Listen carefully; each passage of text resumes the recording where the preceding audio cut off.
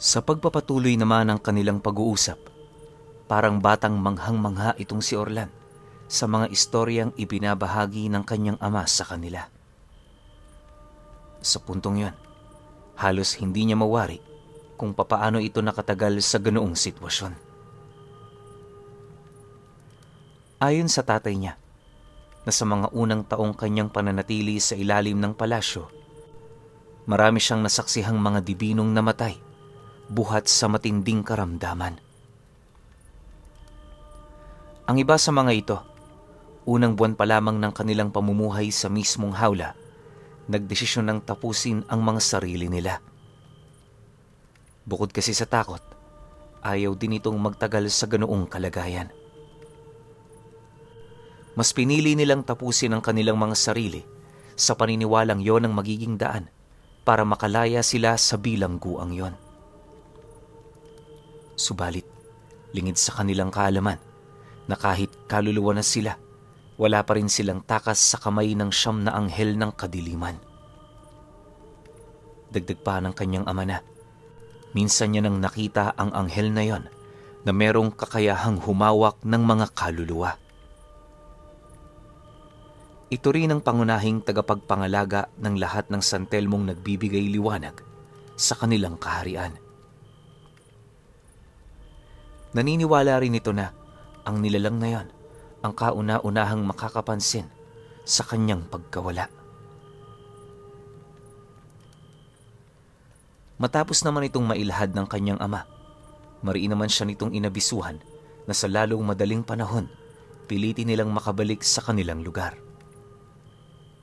Bukod kasi sa marami pa yung gagawin, nababahala rin ito sa kanilang mga kalahi kung sakali mang hindi niya yon mabibigyan ng ulat ukol sa mga kalaban nilang may kakayahang dukutin ang mga katulad nila. Nang marinig naman ni Orlan ang sinabi nito, agad naman niyang kinausap ang dalawa niyang kasama para malaman ang mga plano nito sa buhay. Inaasahan niya kasi noon maghihiwa-hiwalay na sila dahil tapos na ang misyon nila. Pagkarinig naman ng Higlikas sa kanyang sinabi, tumangulang naman ito habang nagwiwika sa kanya ng, "Dito na lang siguro ako magpapaiwan sa bayan. Mag-iingat kayo pa uwi. At nga pala Orlan, kapag napadpad kayo sa lugar ng pamangkin ni Mamang, tanong niyo kung nandun siya. Sigurado ako, siya ang pwede niyong lapitan tungkol sa problema ng inyong ama. Sige na, mauna na ako. Salamat sa inyo." Kasabay ng pagwika nito ay ang dahan-dahan naman itong pagtalikod mula sa kanilang kinaroroonan. Paglapit naman ito kay Baldo, pumulot yon ng isang tipak ng bato, sabay abot nito dito. Matapos nun, banayad niya pa rin yung tinapik sa balikat bago ito umalis. Nang silang tatlo na lamang ang natira, hindi naman nila maiwasang mapatahimik gawa ng pilit nilang pinakikiramdaman ng bawat isa. Si Orlan noon, hinihintayang pa siya ng kaibigan niya, habang si Baldo naman naghihintay ng utos mula sa kanya. Makalipas pa ang ilang minutong pagmamasid, napabuntong hininga lang naman itong si Baldo habang nagwiwika sa kanya ng, "Sasama ako sa inyo. Wala na akong ibang mapupuntahan. Si Commander at si Kukoy, patay na. Kayo na lang ang aking pamilya. Kaya sana mapagtiyagaan niyo ako." Dahil sa sinabi nito, dali-dali naman niya yung nilapitan para yakapin. Pagsilay naman niya sa mukha ni Baldo, agad naman siyang sumagot dito ng, "Mabuti naman. Sige Baldo, kung saan kami, susunod ka. Huwag kang mag-alala. Mula ngayon ipinapangako ko sa'yo. Tuturuan kita ng aming pamamaraan. Kailangan mong matuto para pagdating man ng araw na magkalayo na tayo, kayang-kaya mo nang protektahan ang sarili mo." Matapos naman ang kanilang pag-uusap, kagaya ng napagkasunduan, agad naman nilang nilisan ang bayan. Bale, kumuha lang sila doon ng mga kailangan nilang bitbitin sa paglalakbay, nang sa gayoy hindi sila maaabala ng husto. Hindi naman yun naging mahirap para sa kanila. Gawa ng kahit papaano, tumulong din ang taong nagmagandang loob sa kanilang grupo. Bago pa man sumapit noon ang 4:00 ng hapon, kasalukuyan na nilang tinatahak ang daan pabalik sa kanilang lugar. Malayo-layo man pero para kay Orlan, hindi na yun problema. Bale, napagplanuhan na din nila ang mga pupuntahan nila, kagaya ng pagdaan nila sa lugar nila Mamang at ang pagbalik sa mismong panaderiyang kanyang pinagtrabahuhan. Sa paglipas pa ng mga araw, nagpatuloy ang kanilang paglalakad sa mga kabundukan. Sila Orlan noon, aminadong sanay na, kaya araw-araw, halos ilang milya rin ang nababaybay nila. Kahit papauwi na rin sila noon, hindi pa rin nila maiwasang makatagpo ng mga nilalang na nasa panig ng kaliwa. Mambabarang, mangkukulam, at maging mga aswang. Parang normal na lamang nakalaban sa panig ng grupo yon nila Orlan. Ayon nga sa kanya, na noong mga panahong yon, pumapatay siya ng mga nilalang habang nagkakape pa. Ang paningin niya kasi sa mga ito, walang pagkakaiba sa mga hayop na kinakain nila. Dahil sa pagiging halang ng kanilang mga kaluluwa, nagsimula ng pangilagan sila ng mga nilalang na nasa kaliwa. Presensya pa lang noon nila Orlan, nagsisitakbuhan na ang mga ito sa takot na baka mapabilang sila sa mga napatay nitong nilalang. Buwan pa ang lumipas, nalagpasan na nga nila ang lugar ng pamangkin nila Mamang. Hindi na rin sila doon gaanong nagtagal, lalo na't napag-alaman nilang nakaalis na ito. Bukod kasi sa nakuha na nito ang kanyang pakay, may natanggap din yung mensahe sa pamangkin nitong si Dadoy. Yon ang naging dahilan ni Mamang kung bakit napilitan na itong umuwi. Magmula noong nalaman nila ang paglisa ng matanda, medyo nakakaramdam na sila ng pagkabahala ukol sa lasong nananalaytay sa katawan ng kanyang ama. Bagaman hindi pa yon nagkakaroon ng epekto, syempre inaasahan na nilang lalabas ito sa oras na may sapat na yung kakayahan para manalasa sa katawan. Paglalahad pa ng kanyang ama sa kanya, marami na itong ginawa para malunasan ang karamdaman niya, pero naging bigo siya. Bukod sa masyadong makaluma at malalim ang lasong dumapo sa kanya, wala rin siyang maisip na lunas para rito. Kapag kasi gumagamit siya ng mga halamang gamot, bago pa man yun umepekto, nagagawa na yung mapatay ng lason. Nang marinig naman ni Orlan ang sinabi ng kanyang ama, hindi naman niya maiwasang sumagot dito, gawa ng naniniwala siya, walang sakit sa mundo ang walang lunas. Mariin niya ring inilahad na sa tamang proseso at kaalaman, magagapi nila ito. Sa pagpapatuloy naman ng kanilang pag-uusap, naglakas loob na siyang tanungin ito ukol sa totoong pinagmulan ng lason na yon. Hindi kasi siya gaanong kumbinsido na aksidente lang ang pagharap ng kanyang ama sa isa sa mga anghel ng kadiliman. Bagaman hindi niya mawari, malakas ang kanyang kutob na ito mismo ang lumapit sa nilalang na yon. Dahil sa kanyang mga tanong, di naman maiwasan ng kanyang ama na mapahinto sa paglalakad nito. Paglapit naman nila sa lilim ng isang malaking puno, dahan-dahan naman yun doong umupo habang patuloy na nagmamasid sa malayo.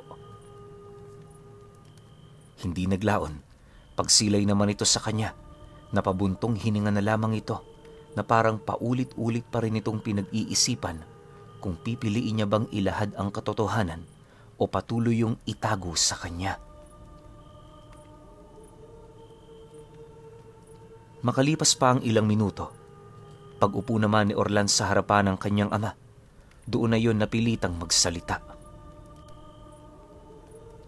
Nagsimula ang lahat noong may kaibigan kaming yumakap sa kapangyarihan ng demonyo. Hindi yon dibino. Isa yung pangkaraniwang albularyo. Kaya ako nalaman ang bagay na yon dahil kumalat ang usap-usapan tungkol sa kanya at sa ginawa niyang pagkuha sa tuway-tuway ng isang sanggol na kakalibing pa lang. Magtatatlong araw pa lamang yun sa puntod pero pinagdiskitahan na yon ng taong yon. Para sa akin wala naman akong pakialam sa ginawa niya. Pero pagkaraan ng ilang buwan, nagsimula yung magparamdam sa ating lugar. Lahat ng mga antingerong minsang naging malapit sa kanya, ikinulong niya sa bote. Hindi lang yun, anak. Pinagtangkaan din itong dukutin ng nanay mo. Sa galit ko sa taong yon, agad ko siyang dinakip para kausapin. Matinding parusa ang ginawa ko sa kanya hanggang sa umabot na noon sa puntong muntik-muntik ko na siyang mapatay. Pero alam mo, hindi nagpatinag ang taong yon sa mga dinanas niya. Imbis na humingi ng tawad at magmakaawa, mas lalo ako nitong sinindak. Akala ko sapat na ang parusa na ikulong siya hanggang mamatay pero nagkamali ako. 5 araw lang noon ang dumaan. Binalikan ko ang kulungan nito. Ngunit pagdating ko doon, wala na akong nakita. 2 araw na pala ang nakakalipas nung nakatakas ito.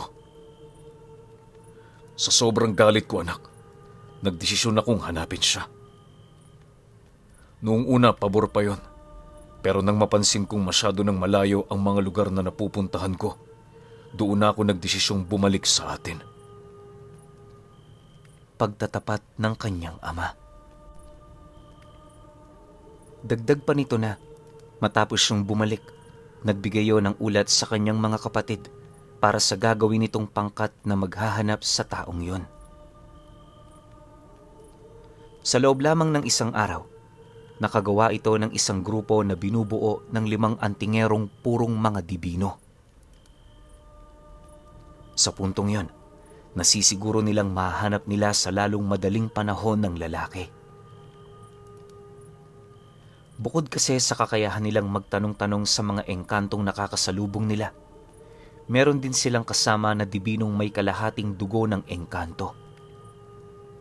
Sa pamamagitan lamang ng hangin, kayang-kaya nitong sundan ng taong hinahanap nila kahit saan mang lupalupyo ng mundo pumunta.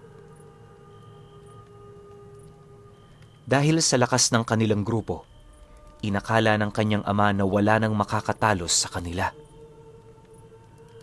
Subalit, lingid sa kaalaman nito na meron palang magaganap na pangyayari na lilipol sa kanilang grupo. Pagdating nila noon sa lugar ng dakgan, naabutan naman nila ang lalaki. Ngunit sa pagkakataong yon, tuluyan na itong nakiisa sa tangan-tangan nitong mutya ng tuway ng bata. Wala silang ideya sa kung ano ang abilidad nito, pero base sa mga ipinakita ng lalaki, may kakayahan yung umalipi ng mga kaluluwa ng mga namatay. Yon ang ginagamit nitong panapi sa mga bangkay, nang sa gayoy magkaroon ito ng hukbo na tanging sumusunod lamang sa kanyang mga utos. Dahil dito, agad namang sumiklab ang labanan sa pagitan ng kanilang mga pangkat, kung saan tumagal ito ng humigit sa 3 araw at 3 gabi. Sa kauna-unahang pagkakataon, nakaramdam sila ng matinding pagkabahala, gawa ng kahit anong gawin nila, bigo pa rin nilang mahanap ang kahinaan ng kalaban nila. Lubos na rin sila noong nilalamon ng galit, lalo pat hindi nila matanggap na pinagtutulungan nilang patayin ang isang antingerong di hamak na mas mahina sa kanilang lahat. Sa pagpapatuloy ng ganoong pangyayari, labis-labis naman ang pagkagulat ng ama ni Orlan sa kadahilanang kahit marami na silang napaslang sa panig nito, hindi pa rin ito nagpapakita ng panghihina. Sa katunayan, habang tumatagal ang labanan, mas lalo yung lumalakas na halos umabot na sa puntong hindi na nila yun kayang harapin. Inakala din nilang likas na kakayahan lamang nito ang ginagamit, pero sa pagsapit ng gabi ng ikatlong araw, doon na nga nila nakita ang isa pang nilalang na kumukontrol sa kaluluwa nito. At yun ay walang iba, kundi ang isa sa mga diwata ng kamatayan na nagpakilala sa kanila bilang si Sael. Dahil sa pangyayaring yon, mas lalo silang nagmalabis na paslangin ito, pero sa paglipas pa ng mga oras, napagtanto nilang di hamak na mas makapangyarihan yon kumpara sa kanilang lahat. Hindi naglaon, paisa-isa na din itong natalo ang kanyang mga kasama at kasabay naman ito ang pagtulong-tulong ng mga tagasunod nitong aswang para ikulong ang mga kaibigan niyang nadakip sa isang makipot na hawla. Nang mapagtanto naman yon ng ama ni Orlan, agad naman siyang gumawa ng paraan para makatakas. Subalit, nang malapit na siyang makalayo mula sa kamay ng nilalang na yon, bigla naman siya noong napalupasaysay sa lupa nang may maramdaman siyang kakaibang hangin na pumulupot sa kanyang katawan. Dali-dali itong pumasok sa kanyang bunganga at kasabay nito ang pagrinig ng kanyang ama sa mga tinig na nagsasabi ng, "Magbibigyan kitang makatakas. Dalhin mo ang mga kasama mo sa akin. At doon ko lang ibibigay sa iyo ang lunas." Matapos naman niyang marinig ang tinig na yan, agad naman niyang napansin ang tila bang paglaho ng mga nilalang. Pagsilay naman niya sa kanyang likod, wala naman siyang ibang nakita maliban sa antingerong nakalaban nila. Sa estado nito, hinang-hina na yon ng husto at parabang mamamatay na. Gayunpaman, meron pa rin itong lakas para tumingin sa kanya, kung kaya't dali-dali naman niya itong nilapitan para tanungin. Habang nag-uusap sila, inilahad naman ng antingerong yon na hindi nito kontrol ang lahat ng mga naging kilos nito. Humingi rin yun sa kanya ng tawad, pagpapakita na isa din siyang biktima ng anghel ng kaliwa. Nang mapag-alaman naman ng kanyang ama ang tungkol sa bagay na yan, mas lalo itong naghangad na paslangin ang anghel. Wala na rin itong nilapitan sa takot na baka siya na naman ang maging dahilan ng pagkamatay ng mga ito.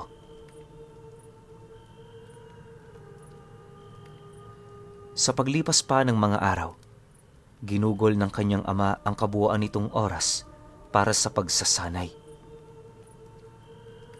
Humingi na rin yon ng malalakas na uri ng mutya sa mga higlikas nitong kakilala para naman kahit papaano matapatan niya ang presensya ng anghel ng kadilimang dumukot sa kanyang mga kaibigan.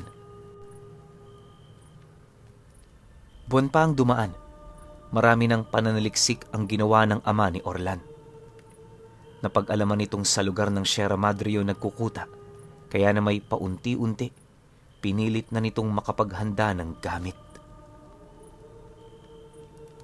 Medyo nagmamadali na rin kasi ito, gawa ng habang tumatagal, may nararamdaman na yung kakaiba sa katawan. Hindi niya mawari kung ano ito, pero kapag natutulog siya, yung mga ugat niya sa bandang leeg, patungong dibdib, parang magsisiputukan. Ilang araw niya din yung ipinagsawalang bahala hanggang sa dumating na ang puntong dahan-dahan ang nanghihina ang kanyang katawan. Nang mapagtanto naman niyang lumalala na ang kanyang kalagayan, nagdesisyon na siyang humingi ng tulong sa mga kakilala niyang albularyo. Yun nga lang, kahit ang mga ito wala na ring nagawa para tulungan siya. Ayon sa isa sa mga kaibigan ng kanyang ama, hindi basta-bastang magagamot ang karamdaman niya dahil nakaangkla yon sa kanyang kaluluwa. Sa oras na sinubukan nila itong alisin, maaapektuhan ito ang pagkatao ni Goryo. Di lang yon, may posibilidad ding manakaw ang kanyang wisyo dahilan ng pagkawala niya sa kanyang sarili. Pagtatapat pa ng mga ito, napakamapanganib ng kanyang kalagayan, kaya mas mainam na wala silang gagawin. Kung gusto niya talagang gumaling, hanapin niya ang nilalang na nagbigay ng ganoong lason sa kanya. Inabisuhan din siya nitong nakakahawa ang lasong yon, lalong-lalo na sa mga taong may mabababang bakod at puder sa katawan. Dahil sa sinabi nito, dali-dali naman siyang umuwi. Ipapanganak pa lang din noon si Orlan, kaya na may hindi nito mawari kung ano ang kanyang gagawin. Halos maraming bagay na isinaalang-alang ang kanyang ama, kung kaya't ayon sa kanya na ang tagpo ng buhay niyang yon ang pinakamalungkot sa lahat. Pinanghihinaan man noon ang kanyang katawan, pinilit niya pa ring umusad hanggang sa magkaroon na siya ng lakas ng loob para umalis sa mismong tahanan nila. Awa naman ng Diyos, hindi naging hadlang ang nanay ni Orlan para sa nais nitong mangyari. Pag-alis naman ito, dali-dali nitong tinahak ang daan patungong Sierra Madre. Sa kasagsagan ng kanyang pakikipaglaban, nasisiguro niyang 50 beses na siyang malakas kumpara sa dati niyang kalagayan. Subalit sa kasamaang palad, hindi pa rin ito umubra. Bago pa man niya kasi marating ang pasilyo ng mga anghel sa tuktok ng bundok, hinarang na siya ng 6 na sinaunang gabunan. Malalakas ang mga ito, at bawat isa sa mga nilalang na yon, nagtatangan ng mga mahihiwagang sandata. Sa paglalaban nila, nayanig ang buong paligid. Pero sa huli, natalo ang tatay niya. Yun na rin ang nagbigay daan para sa mga nilalang na maikulong siya.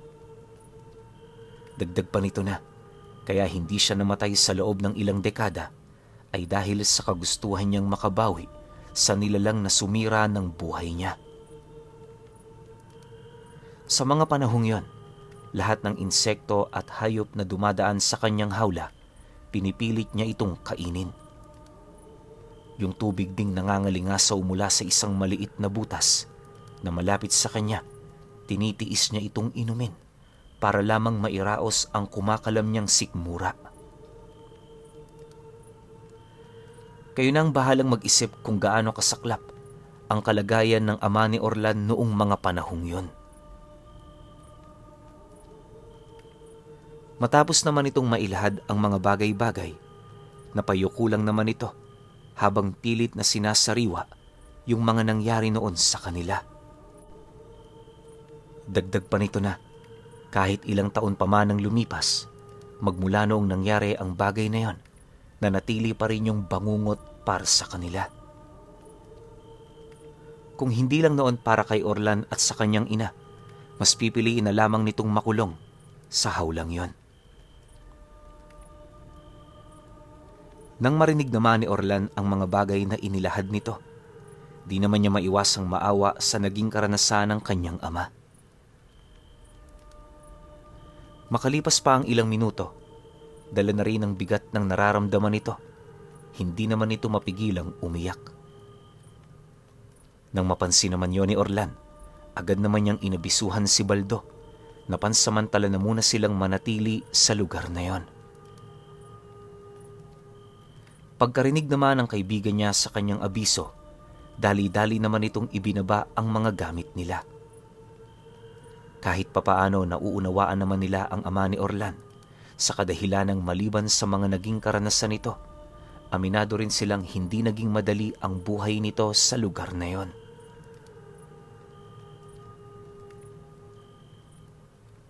Ilang oras pa ang lumipas. Masaya naman nilang pinagmasdan ang napakagandang paligid. Habang tinitingnan nila ito, labis-labis naman ang kanilang pasasalamat, gawa nang nagkaroon pa sila ng pagkakataon na makasilay ng ganoong biyaya. Upang masulit din ang pagkakataong yon, nagdesisyon silang magpalipas ng gabi sa mismong lugar. Kahit papaano hindi naman sila nakaramdam ng pagkabahala, lalo pat alam nila sa kanilang mga sarili na ilang milya na ang layo ng grupo nila sa lugar ng Sierra Madre. Sa pagtungtong naman ng gabi, naging abala naman ang kanilang grupo sa paninila ng mga hayop. Ibon, baboy ramo, at kung ano pang pwedeng makain, pinagtiyagaan nila ito. Hindi naglaon. Nang makalikom na sila ng sapat na karne, dali-dali naman silang gumawa ng siga para yon ay ihawin. Sa kasagsagan naman ng kanilang pagluluto, panay naman ang kanilang pag-uusap ukol sa mga bagay na maaaring mangyari sa oras na makauwi na sila. Medyo nababahala din kasi noon sila Orlan, lalo pat malakas ang kanilang kutob na hindi pa doon magtatapos ang kanilang kinakaharap na digmaan. Nang marinig naman ni Baldo ang mga bagay na kanyang sinabi, dali-dali naman yung dumekwat ng isang karne, sabay wika sa kanila ng, Basta Orlan, kahit saan tayo makarating, hindi ko kayo iiwan. Bahala na. Basta sa ngayon ang mahalaga magkasama tayo. Huwag din kayong mag-alala. Gagawin kong lahat para matuto ng lihim na aral. Alam kong mahirap ito, pero sa katulad kong desidido, walang imposible. Tatay Goryo, pwede bang turuan niyo ako? Handa akong maging disipulo ninyo at gawin ang lahat ng bagay para lamang matuto. Sigurado ka ba sa bagay na yan? Hindi ako madaling maging maestro. Mahirap at nakamamatay ang mga pinapagawa ko. Pero kung talagang gusto mo, susukatin natin yan.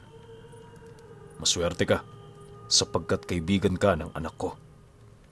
Ituring mong isang utang na loob ang pagtulong ko sa iyo. Sagot naman ng ama ni Orlan.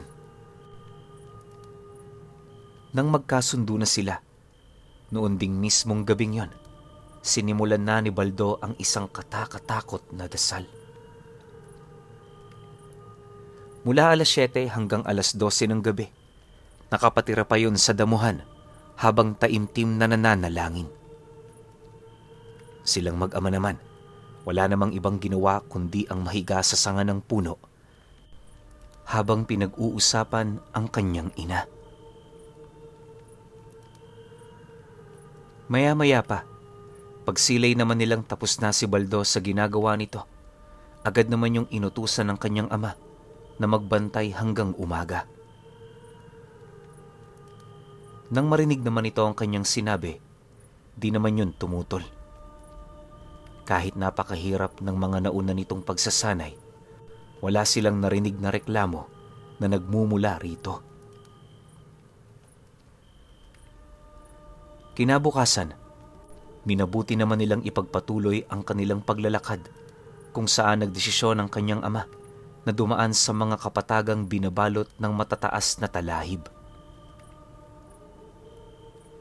Habang pinapasok naman nila ang looban nito, pilit namang hinahawi ni Baldo ang mga nagsisitaasang damo gamit lamang ang isang mahabang kawayan. Ilang oras niya rin yung ginawa hanggang sa tuluyan ng bumigay ang kanyang katawan. Pagdating naman nila sa pinakagitna nitong bahagi, agad naman siyang nilapitan ng ama ni Orlan upang ipaliwanag kung para saan ang bagay na ipinapagawa niya. Kung gusto mong maging isang antingero, Una mong patatagin ang mga braso mo. Sila palagi ang iyong karamay sa pag-atake at pagsalag ng armas ng iyong kalaban. Kapag malabakal na ang tigas niyan, kahit sa mga duelo masisiguro mong ikaw ang mananalo. Huwag mong kakalimutan, kapag kumpleto ang sangkap, bubuo ng mas malakas na ikaw. Paliwanag ng ama ni Orlan. Dahil sa sinabi nito, mas lalo namang ginanahan si Baldo na magpatuloy. Sa kanilang paglalakbay noon, hindi na nila gaanong napapabayaan ang kanilang mga sarili, gawa ng bukod sa nakakaligo na sila, hindi na rin sila gaanong nagmamadali. Labis naman nila itong ikinatuwa, lalo pat bawat lugar na kanilang napupuntahan, nagbibigay sa kanila ng hindi makakalimutang alaala. Sa pagdating naman nila sa isang liblib na sityo, agad namang bumungad sa kanila ang mga magsasakang abalang-abala sa paggagapas. Hindi naglaon, nang marating na nila ang sentro nito, doon bumungad sa kanila ang mga taong abalang-abala sa pag-obra ng mga muebles na gawa sa kawayan. Bagaman manghang-mangha sila sa likha ng mga taong iyon, hindi na nila ito gaanong pinansin dahil mas interesante para sa kanila ang presensyang nagawa nilang maramdaman sa labas ng baryo. Para kay Orlan at sa kanyang ama, hindi yun pangkaraniwang ora, gawa ng ang pinagmumula nito ay isang taong malapit sa mga patay. Yon ang kauna-unahang pagkakataon na maramdaman nila ang ganoong bagay, kaya naman sa abot ng kanilang kakayahan, hinanap nila ang taong yon. Pagkaraan pa ng ilang minutong paglalakad, nadapo na nga sila sa isang lumang sementeryo. Balot na balot ng talahib ang lugar na yon, at sa estado nito parang wala na doong naninirahang tao. Subalit pagsilay naman nila sa looban nitong bahagi, may nasipat silang isang matandang sepulturero na mabilis na naglaho sa kanilang paningin. Alam nila Orlan na yun na ang taong hinahanap nila, pero pagpasok naman nila sa loob ng sementeryo, bigla naman nilang naramdaman ang pagdapo ng isang malakas na bagat sa kanilang mga katawan. Sinubukan pa yung pigilan ng kanyang ama, pero nang akmang kakawala na sila rito, bigla naman niya yung pinigilan habang pabulong na nagwiwika rito ng, "Huwag mo nang kontrahin, tay. Sundin natin ang nais niyang mangyari. Ilang araw na rin tayong hindi nakikipaglaban. Isa itong magandang pagkakataon para mahasa ang ating kakayahan." Nang marinig naman yon ang kanyang ama, mariin naman siya nitong inabisuhan na hindi basta-basta ang ganoong nilalang. Dagdag pa nito na, kung hindi yun nagkakamali, nekromansiya ang pangunahing pinagmumula nito ng kapangyarihan. Hindi biro ang ganoong abilidad, lalo pat tanging mga piling tao lamang ang may kakayahang gumawa nito. Pagtatapat pa nito sa kanya na, sa buong buhay nitong pagiging dibino, dadalawang tao lamang ang alam niyang gumagamit ng ganoong kakayahan. Pero syempre, matagal na din nila itong nailibing sa lupa. Matapos naman yung marinig ni Orlan, minabuti naman niyang manahimik. Halos inabot din sila ng kalahating oras kakakalas sa loob ng bagat hanggang sa nakaya na nila itong mabasag. Hindi naglaon, nang makabalik na sila sa Campo Santo, napansin naman nila na gabi na pala. Nang mapansin naman yon ni Baldo, agad naman yung nagsindi ng sulo, sabay silay sa kanila. Nang mapansin naman nila itong mag-ama, agad naman nilang tinahak ang daan patungo sa unahang bahagi nito. Makalipas pa ang ilang minuto, doon na unti-unting tumambad sa kanila ang isang patag na lugar malapit sa tabi ng mga nichong pinagtumpok-tumpok. Maya-maya pa, may nasipat naman silang isang maliit na kubo na may napakakapal na usok na lumalabas sa bubong nito. Sa bakuran din ng bahay, nasipat nila ang isang matandang lalaki na naghuhulma ng krus sa isang napakatigas na bato. Bagaman alam nilang natunugan na ng taong yon ang kanilang pagdating, di naman nila maiwasang magtaka, gawa ng imbis na maghanda ito, wala yung ibang ginawa kundi pagtuunan ng pansin ang kanyang trabaho. Dahil sa pangyayaring yon, agad naman yung nilapitan ng kanyang ama para tanungin. Pagsilay naman nilang naglalakad na ito papalapit sa matanda, dahan-dahan naman nila itong sinundan habang maiging pinakikiramdaman ng buong paligid. Nang makalapit na sila, napansin naman niyang dahan-dahan ng tinigilan ng matanda ang kasalukuyan nitong ginagawa. Pagtayo naman ito, agad naman yung naglakad papalapit sa kanila habang nananatiling tahimik. Maya-maya pa, nang magkaharap na ang kanilang mga pangkat, napansin naman niyang hindi gaanong nababahala ang matanda. Pagsilay naman ito sa kanyang ama, doon na yun nag-umpisang ngumiti habang mahinahong nagwiwika sa kanila ng, Ano ang kailangan nyo rito? May nagawa ba akong kasalanan? Sa palagay ko, wala naman. Kaya walang dahilan para kumprontahin nyo ako ng ganyan. Pasensya na pala kayo kanina, ha? Kung naapakan nyo ang isa sa mga bagat ko. Hindi ko kasi inaasahan na magkakaroon ako ng bisita sa mga oras na ito. pagkalahad naman ng matanda sa mga katagang yon, agad naman yung sinagot ng kanyang ama, gawa ng mariin yung naniniwala na hindi totoo ang mga bagay na sinasabi nito. Ayon sa tatay niya, purong kaliwa ang mga taong nag-aaral ng nekromansiya. Kung kaya't masyadong imposible na wala itong ginagawa para makapanggambala ng mga ordinaryong tao. Mariin din itong inilahad na ang tangan-tangan nitong mga mutya sa kaliwa, sapat ng basehan para pagdudahan ang mga kilos nito. Sa pagpapatuloy naman ng kanilang pag-uusap, pinagpilitan naman ng matanda na yon ay inosente.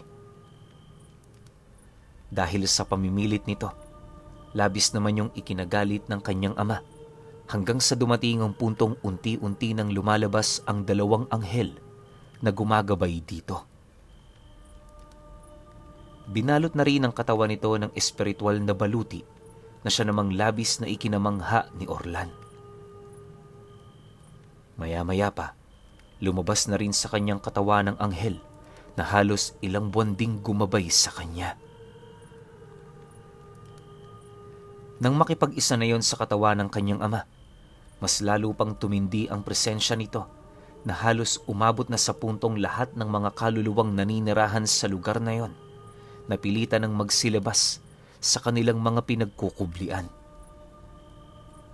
Sa isang kisap mata, binalot ng napakatinding liwanag ang buong paligid na kalaunay agad din namang naglaho. Sa pagbalik ng katahimikan ng lugar, bakas naman sa pagmumukha ng matanda ang matinding pagkagulat buhat sa ipinakitang abilidad ng kanyang katunggali. Sa pagdukot naman ng ama ni Orlan ng daladala nitong tabak, kitang-kita naman nila ang mga aninong sumusunod dito. Pagpasok naman ito sa bakuran ng bahay ng nilalang na yon, napilitan namang magbaba ng utos ang kalaban nila sa mga patay na kasalukuyang nakahimlay sa bakuran ng bahay nito. Pag-ahon naman ng mga kalansay mula sa lupa, napangisi lang naman ng matandang yon habang nagwiwika sa kanyang ama ng, Hanggang dyan ka na lang. Subukan mo pang umusad. Mapipilitan akong utusan silang patayin ka. Alam mo ba walang kamatayan ng mga alaga kong yan? Hanggat nabubuhay ako, patuloy silang makikipaglaban para sa akin.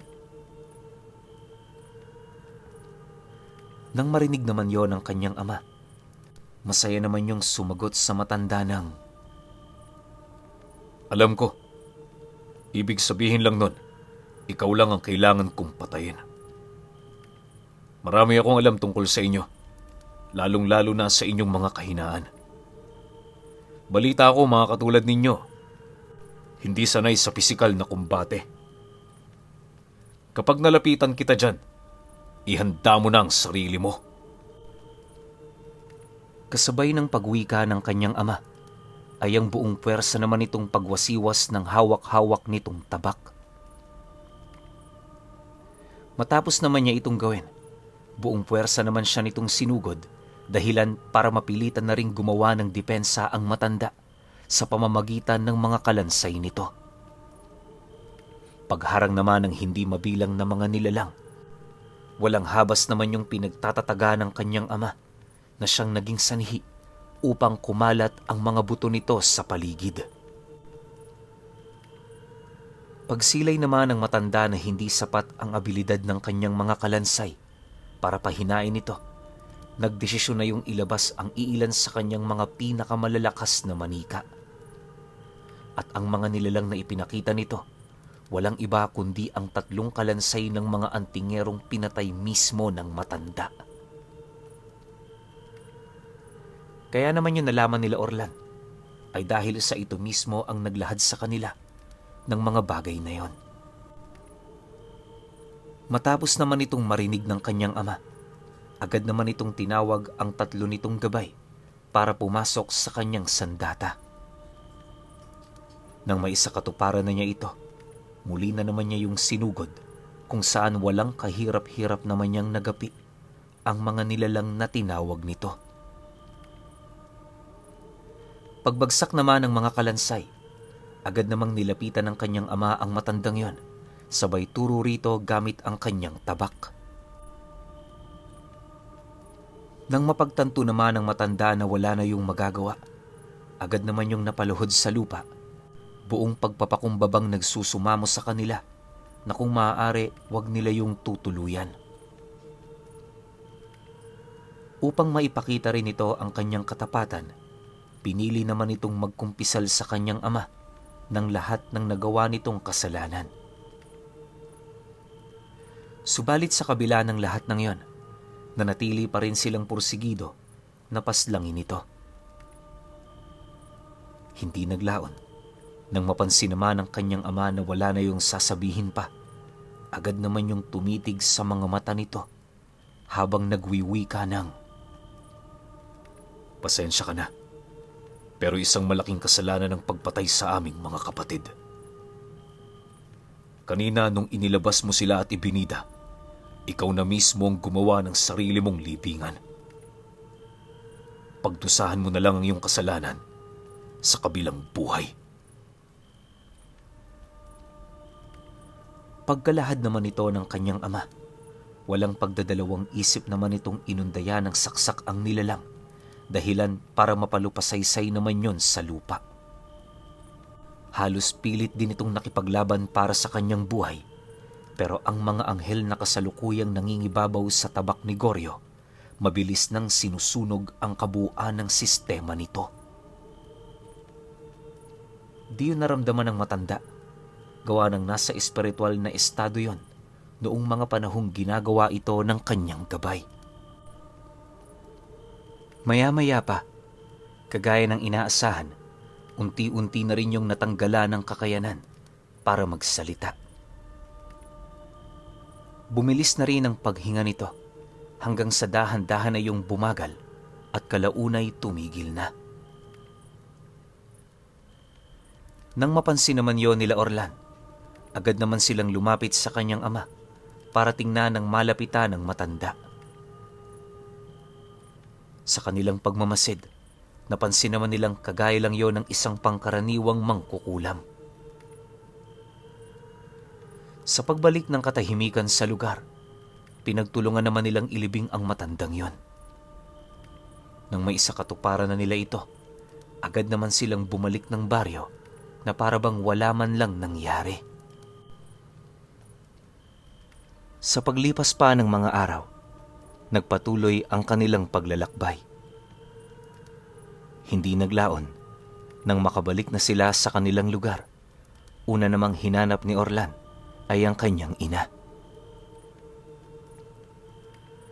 Sa pagdating nila noon sa kanilang tahanan, ikinagagalak naman niyang inilahad ang tungkol sa tagumpay ng kanyang lakad.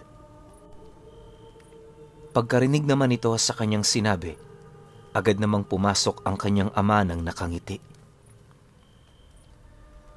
Sumunod na rin doon si Baldo, na masaya namang nagpapakilala. Matapos naman yung masipat ng kanyang ina, labis-labis naman ang pasasalamat nito sa kanya. Kahit wala silang kaya sa buhay, nagpumilit yun magdaos ng konting selebrasyon kasama ang kanilang mga kapitbahay. Upang hindi naman magulat ang mga ito, ipinalabas na lamang ng nanay niya na nagtatrabaho ang kanyang asawa sa malayong lugar. Dahil dito, wala namang nagawa ang mga kababaryo nila kundi ang maniwala. Akala niya magtatagal ang ganoong pangyayari, pero lingid sa kanyang kaalaman, ilang buwan lang pala yung kasiyahan. Sa pagtagal kasi ng pananatili nila sa kanilang tahanan, doon naman niya unti-unting napapansin ang mabilis na panghihina ng kanyang ama.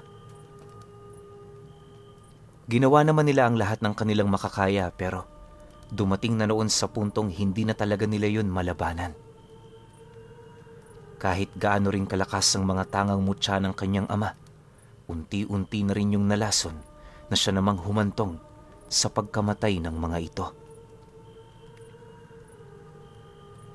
Sa pagdating naman ng puntong tanging ang kanyang gabay na lamang ang pinagkukunan niya ng lakas, nagdesisyon na yung ipasa sa kanya ang lahat ng tanga nitong karunungan.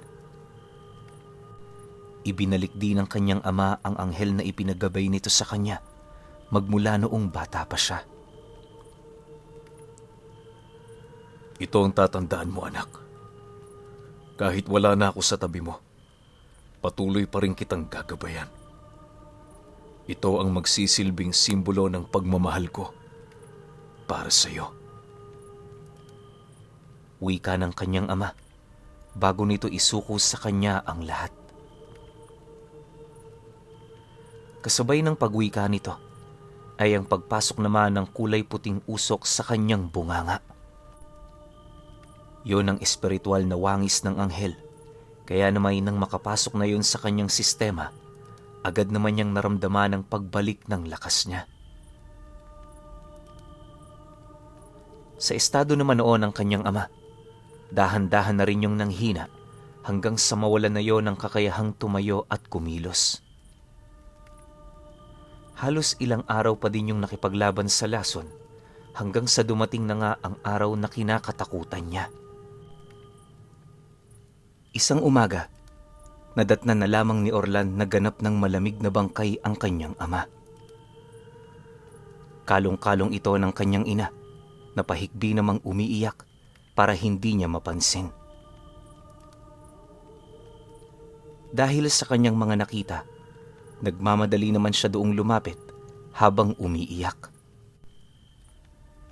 Sa kasagsagan naman ng kanilang pagdadalamhati, nagdesisyon itong si Baldo na tumungo sa mga kaibigan nito para humingi ng tulong. Bale, yun din ang naging daan para sa kanilang mga kakilala na malaman ang tungkol sa malungkot na balita. Akala ni Orlan, yung ama niya lang ang mamamaalam, pero pagkaraan pa ng ilang minuto, nasipat naman niya ang kanyang ina na bigla na lamang bumulagta, kalong-kalong ang bangkay ng kanyang ama. Sa puntong yun, para na siyang mababaliw sa kakaiyak na halos hindi na niya mawari kung ano ang kanyang gagawin. Sa puntong yun, blankong-blanko na talaga ang kanyang kaisipan para gumawa ng mga bagay-bagay. Ang tanging nagagawa niya na lang, umiyak ng umiyak habang tulalang nakatingala. Pagbalik naman ni Baldo sa bahay nila, dali-dali naman siya nitong nilapitan para yakapin. Di na rin yun nangahas na lapitan pa ang bangkay ng mag-asawa sa takot na baka maging siya madamay din sa lasong nagmumula sa katawan nito.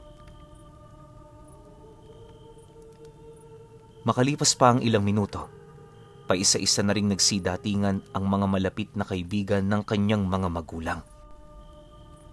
Bawat isa sa mga ito, sinubukan pang pakalmahin siya, pero wala naman yung nagawa para mapawi ang sakit na kanyang nararamdaman. Sa pagsapit naman ng gabi, tahimik namang nakaupo si Orlan sa labas ng kanilang bahay. Hinayaan niya noon ang kanyang mga bisita na umasikaso sa lamay na para bang wala na siyang pakialam sa bangkay ng kanyang mga magulang.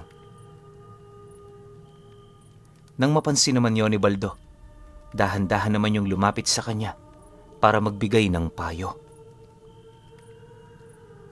Orlan, pasensya ka na ha. Wala man lang ako naitulong.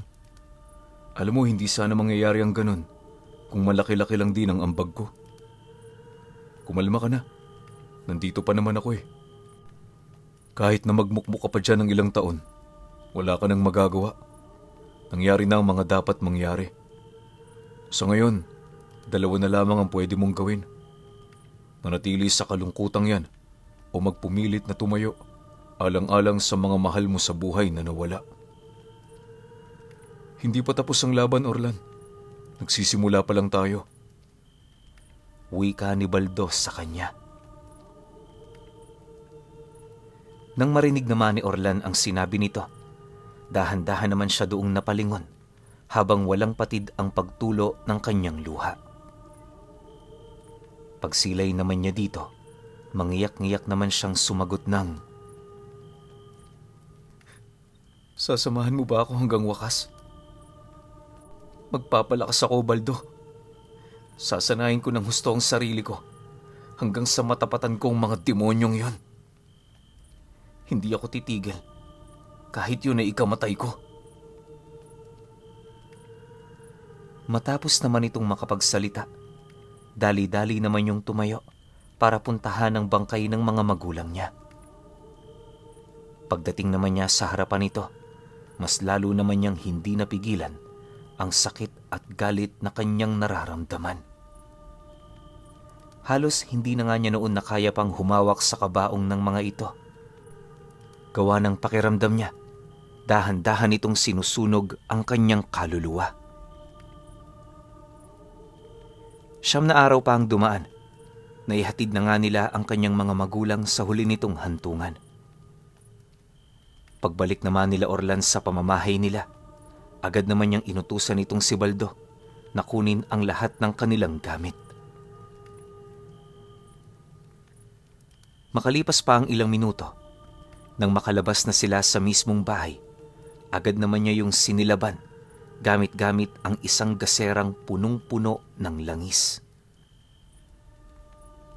Mabilis kumalat sa dingding ang apoy, kung kaya't wala nang nagawa ang mga kapitbahay nila, kundi ang manood. Nang mapagtanto naman nilang sinunog na ito, walang pagdadalawang isip naman nilang tinahak ang daan papalabas ng baryo. Sa kasagsagan naman ng kanilang paglalakad, inilahad ni Orlan sa kanya na tutungo yon sa baryo ng mga Dibino. Maglalakas loob itong kausapin ng pinuno ng kanilang lahi sa paniniwalang meron itong tangang gamit na makakapas lang sa mga anghel. Naniniwala rin si Orlan na sa tulong ng mga ito, magagawa niyang mapalakas ng husto ang kanyang katawan at espiritual na kakayahan. Dagdag pa niya na posible itong mangyari lalo na kung mapapatunayan niya sa mga Dibino na karapat-dapat siya. Nang marinig naman ni Baldo ang sinabi nito, agad naman niyang tinanong ang kanyang kaibigan sa kadahilan ng base sa mga inilahad nito, naghahanap yun ng duelo. Mapanganib para kay Orlan ang ganoong bagay gawa ng itinuturing na kabastusan ng mga antingerong yon ang paghahamon. Base na rin sa inilahad ng tatay nito, kamatayan ang magsisilbing parusa para sa mga taong hindi magtatagumpay sa ganoong hangarin.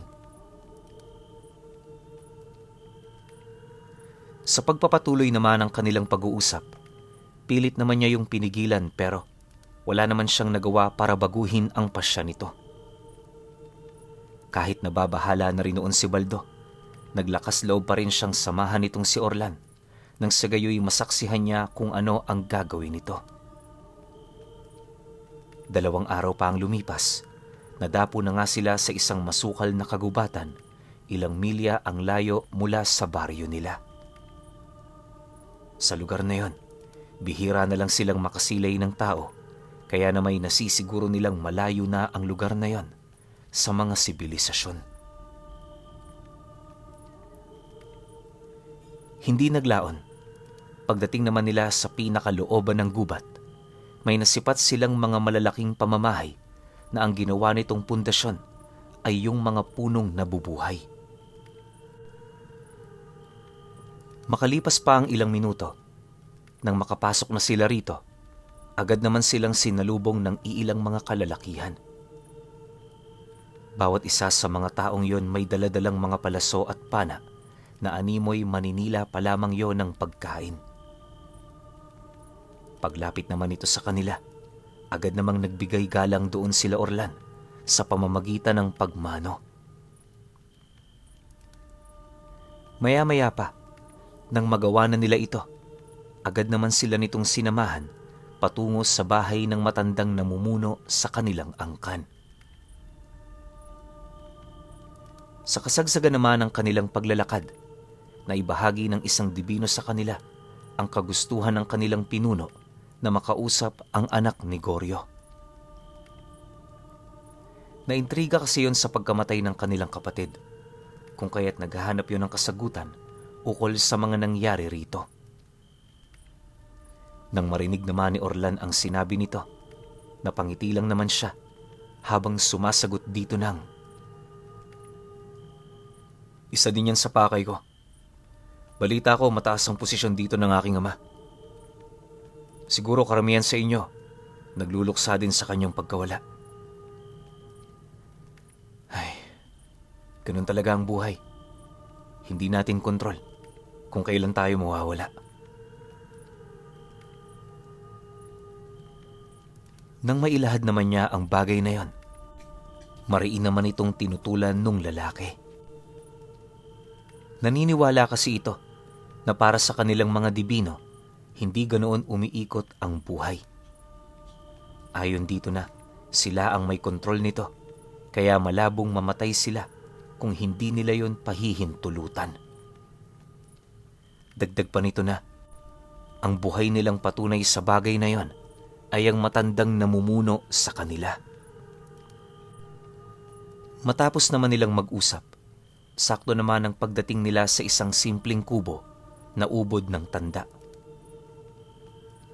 Bagaman malapit nang magiba ang dingding nito, agaw pansin pa rin sa bahay na yon ang napakalinis nitong paligid. Maya-maya pa, pagbukas naman ng pinto ng lalaki, bumungad kay Orlan ang isang matandang nakasuot ng kamisetang puti.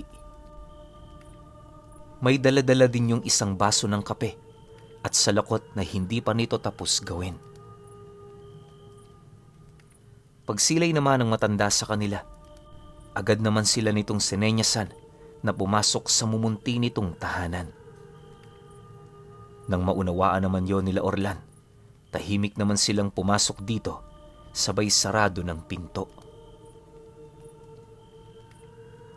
Pag-upo naman nila sa mga upuang naroon sa sala, matyaga naman nilang hinintay ang matanda na makalapit.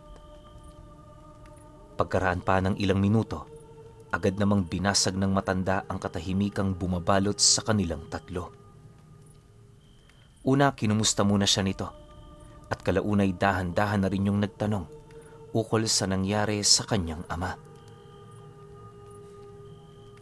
Nang marinig naman ni Orlan ang sinabi nito, minabuti naman niyang wag ng pagdamutan ng matanda. Kahit masakit para sa kanyang alalahanin ang mga nakaraan, pinili niya yung ilahad alang-alang sa nais niyang mangyari. Matapos naman niya itong gawin, tahimik naman niyang pinagmasdan ng matanda habang naghihintay sa mga bagay na sasabihin nito sa kanila. Maya-maya pa, pagsilay naman ito sa kanya, agad naman yung tumayo para kunin ang isang malaking libro na nakatago sa aparador na gawa sa purong nara. Pagbalik naman ito sa kanyang upuan, dahan-dahan naman itong inilahad sa kanila ang simula ng pagbabalik sa kapangyarihan ng mga anghel ng kadiliman. Ayon sa matanda, isa sa mga rason kung bakit hindi nila hinahayaan ang kanilang mga miyembro na magkawatak-watak ay dahil sa mga nilalang na yon. Dagdag pa nito na hanggat magkakasama sila, hinding-hindi sila nito magagalaw. Pagtatapat pa ng matanda na kaya lang naman yung nangyari sa kanyang ama ay dahil sa pinahintulutan niya ito. Hindi sana yun maagang mamamatay kung sumunod dito sa kanyang payo. Mariin din itong inilahad na walang ibang sisisihin sa pangyayaring yon kung hindi siya. Matapos naman yung mailahad ng matandang namumuno sa mga dibino, dahan-dahan naman yung tumitig sa kanya habang nagwiwika ng,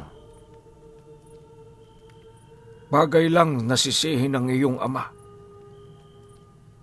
Malaki ang naitulong niya rito sa ating lugar, pero masyado siyang padalos-dalos sa kanyang pasya. Batid kong nakuha mo rin ang ugali niyang yun. At sigurado kung hindi ka bumisita rito nang walang direktang pakay sa akin. Ano man ang naiisip mo, iho, ipinagpauna ko ng sinasabi sa iyo, huwag mo nang ituloy. Sa kahit na anong aspeto, hindi mo ko matatalo. Kung karanasan lang din ang basihan, bata pa yang sayo. Imbis na ipaghiganti mo ang iyong ama, manatili ka na lang dito sa ating lugar. Magsanay ka at magpalakas bilang paghahanda sa digmaang malapit ng maganap. Naway baguhin mo yung pag-uugaling nakuha mo sa kanya, dahil kung hindi, yan din ang magdadala sa iyo sa tiyak na kapahamakan. Pagkalahad naman ng matanda sa mga bagay na yan, dali-dali naman yung tumayo para isoli ang libro. Pagbalik naman ito, napansin naman ito si Orlan na hinahasa na ang punyal ng Markupo gamit ang isang magaspang na bato. Okay, napakalungkot sobra ng episode na to, no? Kasi dalawang magulang ni Orlan yung nawala eh. Kahit sino naman siguro, di ba? Kapag nawalan ka ng magulang, hindi mo talaga matatanggap yon. Tapos ang nangyari pa, parang yung buhay ni Orlan wala ng direksyon. So ang gusto niya mangyari, gumanti na lang. Pero sa tingin ko, hindi yun tama eh. Pero syempre, wala naman tayo sa sitwasyon ni Orlan. So, hindi natin alam kung anong takbo ng isip niya. Pasensya na kayo, siguro may mga ilan sa inyo na iyak. O hanggang ngayon, malungkot pa rin. Sunod kagad natin yung 13 para hindi na kayo mabitin. Yun lang. Salamat.